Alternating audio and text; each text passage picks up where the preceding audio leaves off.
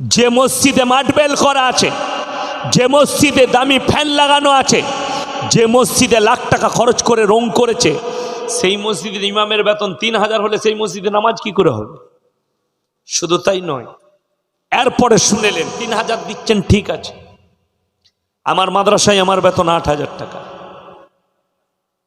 আমার মাদ্রাসায় আমার বেতন 8000, আপনার ইমামের 3000, কোনো মসজিদে 6000, 10-এর বেশি ইমামের বেতন কোথাও নাই। ঠিক বলছি না ভুল বলছি? কথা বলেন। আমার সেই দিনে 4 দিন আগে হাওড়ার একটা ছেলে ফোন করেছে, হুজুর ভালো আছেন? জি। তুমি ভালো আছো? জি। কি ব্যাপার? একটা কথা জিজ্ঞেস করব। কি হয়েছে বাপ? হুজুর এত ইনকাম করছি, বরকত নাই। আমরা ক টাকা ইনকাম করো? দিনে 700, 3-7 কত? কথা বলে না? 21000। আপনাদের ইমামের বেতন কত শোনালাম? 3500, 4000 ধরুন, 5000 ধরুন, 3500 খালার 3 কত হলো? 6.5। আমি ওইটাও ধরে নিলাম, আমি ওটাও ধরলাম, তাহলে 6500। সেই ছেলেটা ইনকাম করছে 21000, বলছে আমি বরকত পাচ্ছি না, নামাজ পড়ি। আমি বললাম, আমি চ্যালেঞ্জ দিলাম, তুমি যে কোনো হারাম কাজে লিপ্ত আছো, হয় সুদ খাও, গাঁজা খাও, মদ খাও, ব্যভিচার করো, অন্যায় করো, যে কোনো পাপ কাজে লিপ্ত আছো। বললে হুজুর কিছুই করি না, মাঝে মাঝে লটারির টিকিট কাটি। আমরা বরকত তো ওখানেই ঢুকেছে বে। কথাটা বুঝতে পারেননি? একটা জিনিস ভাববেন, আমার মায়েদিকে বলবো, তোমরাও রাতের বেলায় গিয়ে অনুশোচনা করবেন, শুয়ে শুয়ে চোখের পানি ফেলাবেন। আমাদের মৌলবীর মতো, আমাদের মৌলবীদের মতো 8000 টাকা বেতন, কোনো মৌলবীর 6000, কোনো মৌলবীর 5000। তাদের বউকে রাস্তায় বেরিয়ে বন্ধন লোন আর গ্রুপ লোন করতে হলো না। তুমি 20,000 টাকা ইনকাম করো, তোমার বউকে বন্ধন লোন আর গ্রুপ লোন করতে হচ্ছে, তার মানে আল্লাহ তোমার উপরে নারাজ, তোমার কামাই আল্লাহ বরকত দেয়নি, তুমি যে কোনো হারাম কাজে লিপ্ত আছো। তুমি অনুশোচনা করো, কটা হারাম কাজ করছো তুমি। আমাদের মতো মৌলবীর বউকে রাস্তায় বেরোতে হলো না, তোমার বউকে ঝান্ডা ধরে গ্রুপ লোন করতে হলো, তোমার বউকে বন্ধন লোন করতে হলো। ওই মায়েদিকে বলবো, যা স্বামী বলবে বন্ধন লোন কর, সেই স্বামীর মুখে ঝাঁটা মেরে বাপের ঘর পালিয়ে যাবে। চ্যালেঞ্জ দিয়ে বলে যাচ্ছি, আল্লাহ তোমাকে জান্নাতি করবে। ঝাঁটা মারো সেই স্বামীর মুখে যে হারাম খেতে উদ্বুদ্ধ করে, হারামের জন্য উদ্বুদ্ধ করে। তোমরা তোমার স্বামীকে বলো, দিনে 200 টাকা রোজগার করো, যদি হালাল হয় 5 ওয়াক্তের নামাজ পড়ো, কোনোদিন তোমার কামাই আল্লাহ কমিয়ে দিবে না। বুখারী শরীফের রওয়ায়েতে আছে, আমার নবী বিশ্ব নবী বললেন, যারা আল্লাহর রাস্তায় থাকবে, যারা দিনের পথে থাকবে, আল্লাহ তাদেরকে মৃত্যুকাল পর্যন্ত ইজ্জতের রুজি দেবেন। জোরে বলুন সুবহানাল্লাহ। আল্লাহ তাদেরকে মৃত্যুকাল পর্যন্ত ইজ্জতের রুজি দেবে। আপনারা 3000 বেতন আমাদেরকে দিতে পারে। ফোন করে জিজ্ঞেস করেছে, হুজুর কি খাবেন? দেশি মুরগি করবে। আমার প্লেটে কি কি ছিল বলবো না, তাইলে আর আপনাদের ওই বিরিয়ানিটা মুখ দিয়ে নামবে না। এ আল্লাহর কৃপা। সকলে জোরে বলুন সুবহানাল্লাহ। যদি কলকাতার মেয়র ববি হাকিমের মা মরে যায়, জানাজার নামাজ কে পড়াবে? মদন মিত্র তো নাকি? তবে মমতা খালা কে পড়াবে? 3000-এর মৌলবি আমাদের মতো 6000-এর মৌলবি পড়াবে। তোমার মা মরে গেছে, দিদি নামাজ পড়াতে পাবে না, মদন মিত্রজি নামাজ পড়াতে পাবে না, 6000-এর মৌলবিকে ডাকতে হবে। কোটি টাকার মালিকের মা মারা গেছে, তুমি দিনে লক্ষ টাকা ইনকাম করো, মাসে 1 লাখ টাকা বেতন পাও, ফজরের নামাজের পরে এসে 3000-এর হাফেজ সাহেবের হাতটা ধরে চল মায়ের কবর জিয়ারত করব, তুই যে 1 লাখ টাকা বেতন পাসবে।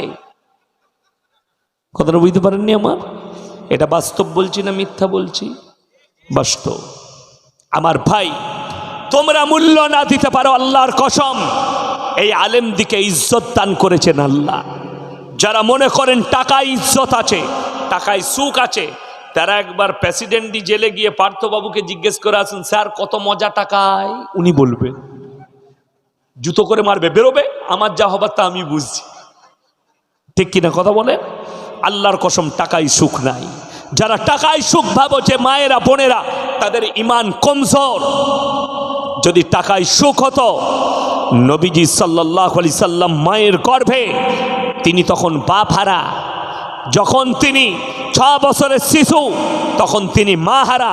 আল্লাহর কসম, তারপরও আমার আল্লাহ পৃথিবীর আদি থেকে অন্ত পর্যন্ত সৃষ্টি শ্রেষ্ঠ করলেন। জোরে বলুন সুবহানাল্লাহ।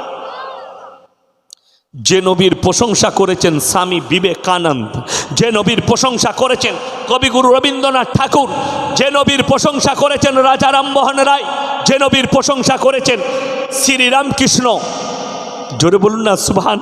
সেই নবী কত মহান হতে পারে। আল্লাহর কসম, নবীজির কাছে তলোয়ার ছিল।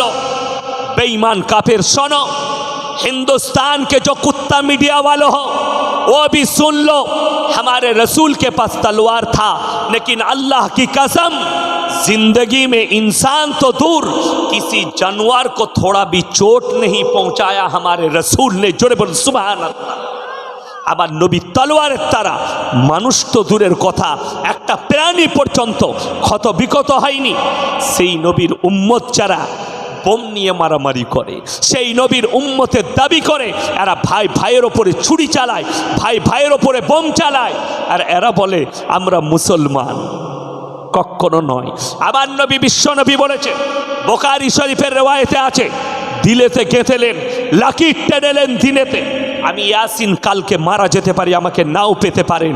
আমার কথাটা এই ইউটিউব আর ফেসবুকে লাকিরের মতো ভাসবে, গেঁথে নিয়ে চলে যান। বুখারী শরীফের রিওয়ায়েতে আছে, মায়েরা শোনো, ভাইয়েরা শুনেন, লাকিরের মতো গেঁথেলেন দিলেতে। তোমরা তৎক্ষণ পর্যন্ত মুমিন হতে পারবে না যতক্ষণ পর্যন্ত তোমার কাছ থেকে তোমার প্রতিবেশী সুরক্ষিত নয়। তোমার প্রতিবেশীকে তোমার কাছ থেকে সুরক্ষা পেতে হবে। আজকে বলে দিই কতটা সুরক্ষা।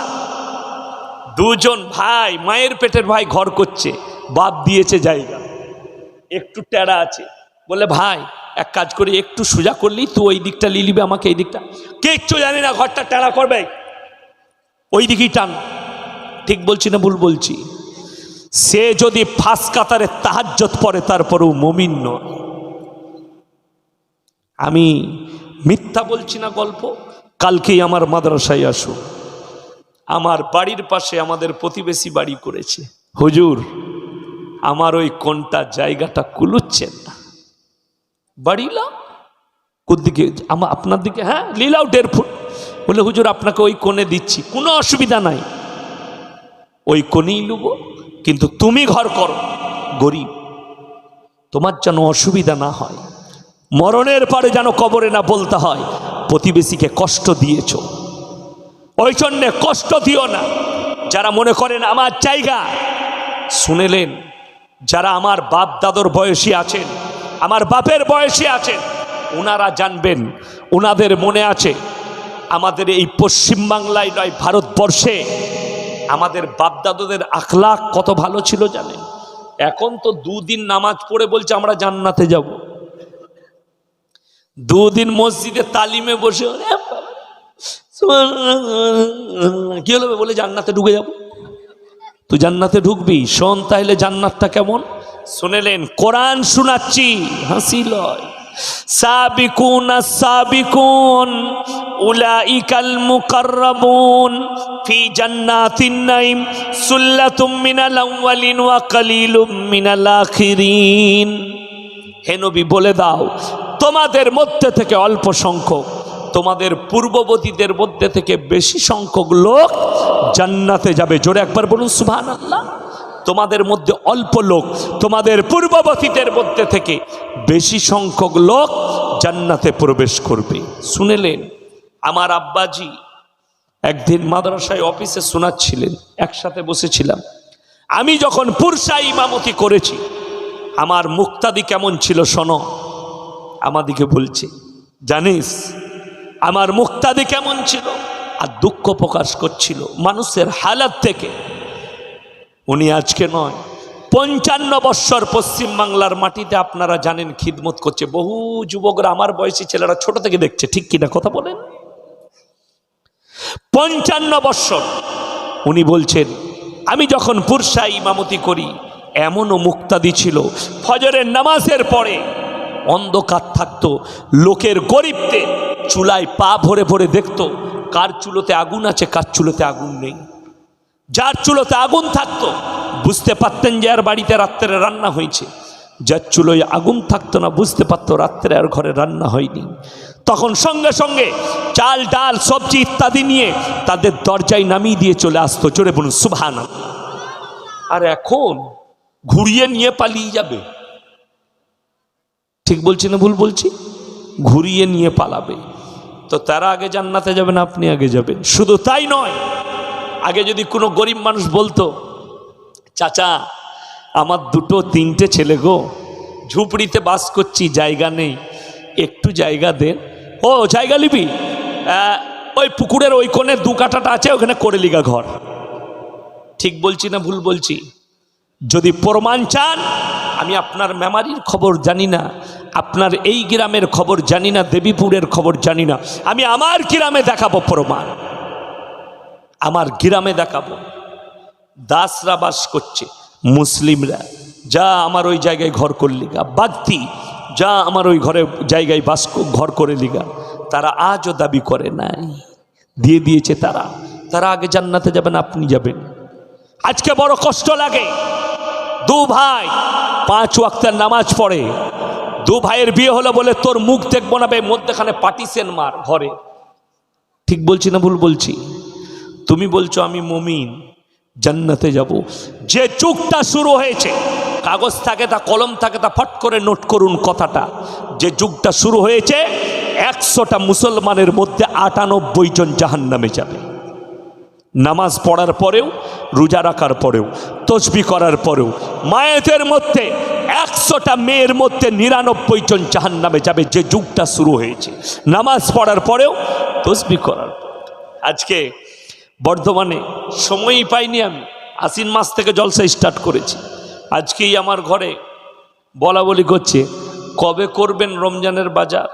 আমরা তাও তো বটে, কালকেও জলসা, কালকে দূরে আছে, পরশু হাওড়ায় আছে, তারপরের দিন আপনার মেদিনীপুরে আছে, তারপরের দিন 24 পরগনায়। করব কবে? তো আজকে দেখলাম টোলাতে আছে, কাছেই আছে। বর্ধমানে ঢুকে দিনের বেলায় ভাতার থানায় প্রোগ্রাম করলাম, তারপরে এলাম, এসে বর্তমানে বাজার করলাম। বিগ বাজারের পেছনে গাড়িটা লেগেছিল, এক হজরতেইছে, হজরত মানে বুঝেছেন, ইয়ং মেয়ে দিয়ে বিগ বাজারে গিয়ে পেছনে গিয়ে বোরকা পরে আছে। আমার ড্রাইভারকে জিজ্ঞেস করছে, দাদা নামাজ পড়বো কোথায়? আমরা এখানে কি নামাজ পড়তে এইছিস? দিয়ে আমার ড্রাইভার বলছে জায়গা তো নাই, আমার গাড়িতে বসে নামাজ পড়েছে। কি বুঝলেন? গাড়িতে। সালা ওই গাড়িও মনে মনে ভাববে আল্লাহ কি পাপ চাপলো। কি বুঝলেন? নামাজের জায়গা বিগ বাজারে, তোমার ওই জায়গাটাই যাওয়া তো পাপ হয়েছে, প্রথম কথায়।